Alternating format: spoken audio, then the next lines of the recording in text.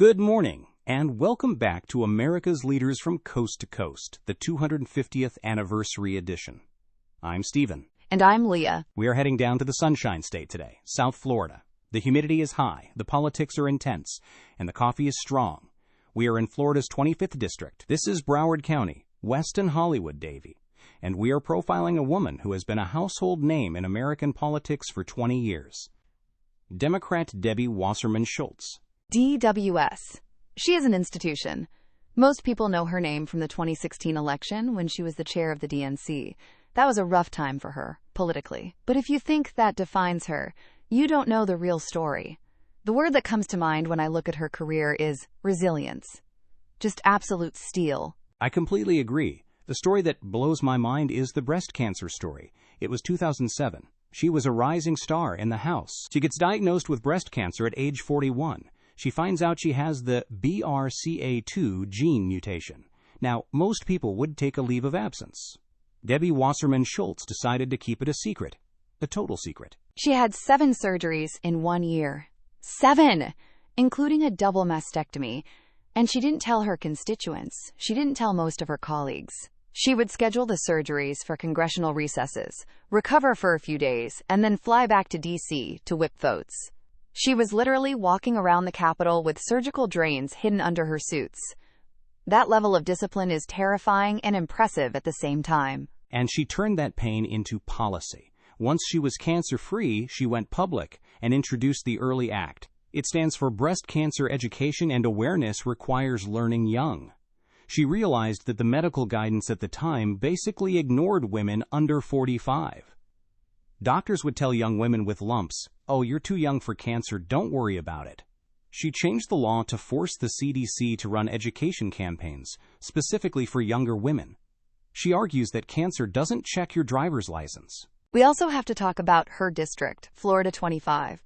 It's fascinating, demographically. You have 2 major groups that really define her politics: the Jewish community and the Venezuelan community. Right, she was the first Jewish woman elected to Congress from Florida. She represents thousands of Jewish families, including Holocaust survivors. And because of that, she is incredibly hawkish on Israel. She is not a squad Democrat. When it comes to Israel, she is very aligned with the center-right. After October 7th, she was one of the loudest voices condemning Hamas and demanding the release of hostages. She has been very critical of university presidents who she felt were tolerating antisemitism on campus. For her, never again isn't a slogan. It's a mandate from her voters. And then you have Westonzuela. Yes, the city of Weston. It has the largest Venezuelan population in the country. These are people who fled the socialist regime of Hugo Chavez and Nicolas Maduro. They are very anti-socialist. So Debbie Wasserman Schultz has to walk a fine line. She is a Democrat, but she is fiercely anti-Maduro. She works with Republicans to pass sanctions on Venezuelan oil. In the 119th Congress, she championed the REVOCAR Act to cut off funds to the regime. She essentially acts as the voice of the Venezuelan opposition in the Democratic Party. She is also a Cardinal on the Appropriations Committee. That is where the real power is. Exactly. She is the ranking member of the Military Construction and VA Subcommittee. That means she controls the checkbook for veteran housing and hospital construction. Florida has a massive veteran population, so this allows her to deliver tangible results back home. She also uses her seat to fund the Everglades. She has brought home hundreds of millions of dollars for Everglades restoration.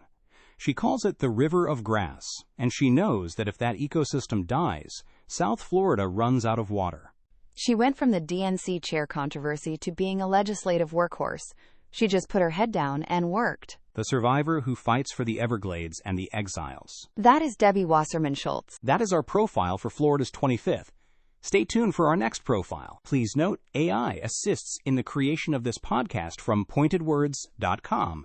And remember, better pointed words than pointed swords.